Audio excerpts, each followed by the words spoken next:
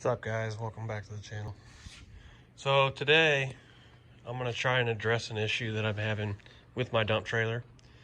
I just bought this Doolittle dump trailer, master dump. I really like it.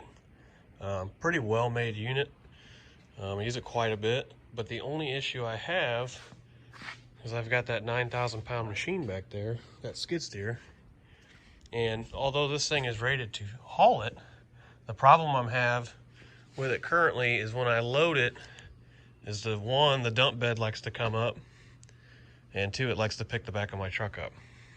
So to address that issue, I've seen other brands of trailers actually have an outrigger system that mounts to the bed that you can put down to, some stabilizers, because the ramps style on here doesn't have the feet, doesn't have the kickouts. So instead of modifying my ramps, I think what I'm going to do is this channel, this tubing actually goes, you can see in there or not, it actually goes all the way down.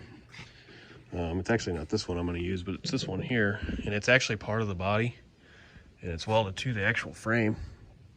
So what I'm going to do is I picked up some of this square tubing, and it just so happens, try and do this one-handed, it's not light,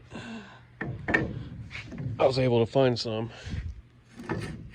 that is the exact same size, or perfect size, excuse me. I've looked on YouTube or on the internet itself, see what other guys have done, and some guys have gone and actually purchased like a jack. I've got these. I actually got this at Harbor Freight. I think I paid like $39-40 for it. And yeah, it would work. The problem is with it, where I'd have to mount it, it creates a couple issues. So obviously I'd want to put it on the frame itself. I don't want to put it on the body because, I don't know if you can see me, I can push that in. It's big stuff, but it's not really made to hold weight like that. And same with this is actually hollow in here. So I'd have to cut all this out in order to put this on there. And I really try not to cut a bunch of stuff up. So I'm scratching the whole jack idea for that reason. And it's going to be hard to put it on there and make it to where the handle still works and I can get to it. And my biggest worry is actually I backed this dump trailer into a lot of tight spots, and I'm worried I'm gonna catch the handle on something and just rip it off. So I think doing this tubing idea is a better route. And what I'm actually trying to build here with this is basically like what this is. This is basically the plan I've got. This is the plan of attack. So I'm going to build that. Obviously, it fits up in there. And I'm going to put holes in it just like this. I'm going to put a foot on it just like that. And then I actually went to my local auto parts store. These were like $5 or $6. And then I'll just punch a hole in this thicker part of this tubing here, and we'll just pin it. And I want to make it to where it's up enough that it clears the taillight too. So I think that's the plan. That's what I'm going to do. I'll check back with you guys and kind of give you a progress update on it. And then after I do all that, we're going to go ahead and try and put the skid steer on this thing, because 9 times out of 10, I've got this trailer and I don't have this other one over here to haul the skid steer. So it would be really nice if I could somehow make this trailer not only haul the machine, but also haul the dirt, rock, whatever it is I'm bringing. Because I'm not going to go out and buy a dump truck right now. It's just not in the budget. So this thing just needs to have two purposes. So I'll get back with you once I get some measuring and cutting done, and we'll see where we're at. All right, little update for you guys.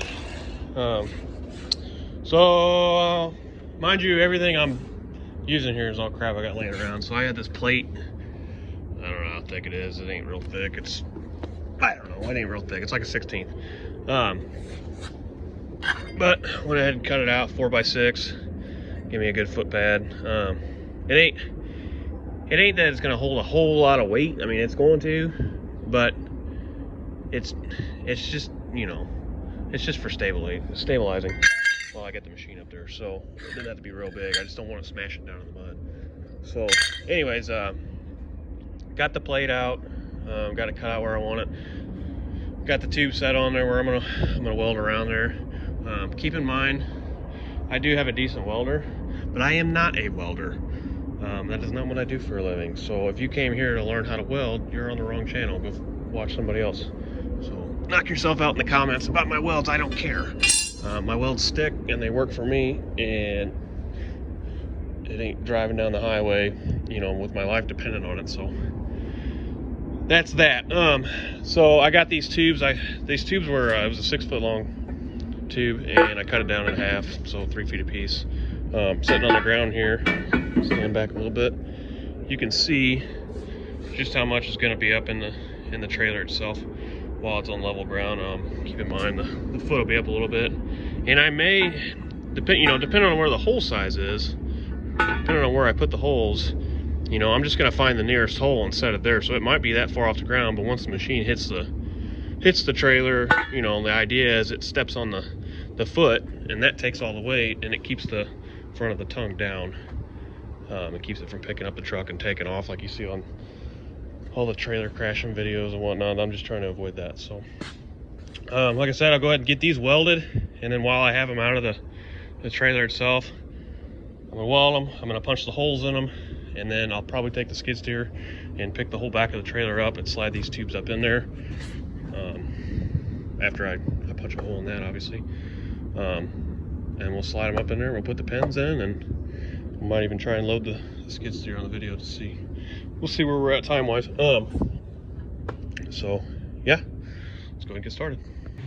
All right, so there's my welds, because everybody's gonna want to see them.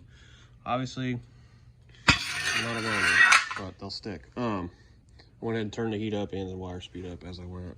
So this one, you can see where I stopped and turned it up. Like I said, I'm not a welder, but they'll stick. I think they'll be just fine. So there's my pads.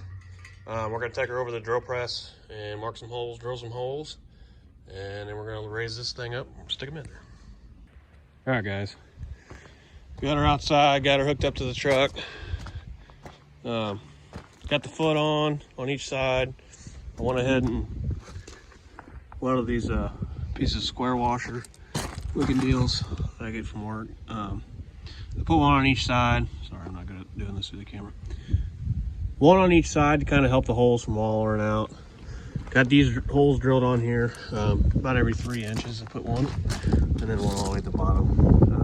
Got kind of a gap between the two because I doubt I need a hole. I doubt I need to put the foot down, you know, 6 inches. But got each side done. I haven't painted it yet or cleaned it up or anything yet. So I do want to get the machine on here and see how it works out. But it's pretty simple. I mean, I'm doing it one-handed. Pull the pin. You know, slide the foot up. And obviously put the pin in.